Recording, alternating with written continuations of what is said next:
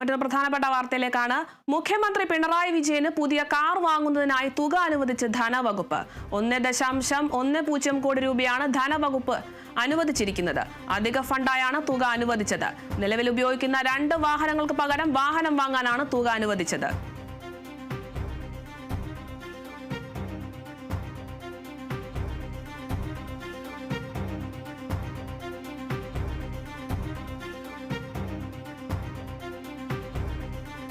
മുഖ്യമന്ത്രി പിണറായി വിജയന് പുതിയ കാർ വാങ്ങുന്നതിനായി തുക അനുവദിച്ചിരിക്കുകയാണ് ധനം വകുപ്പ്. 1 കോടി രൂപയാണ് ധനം വകുപ്പ് അനുവദിച്ചിരിക്കുന്നത്.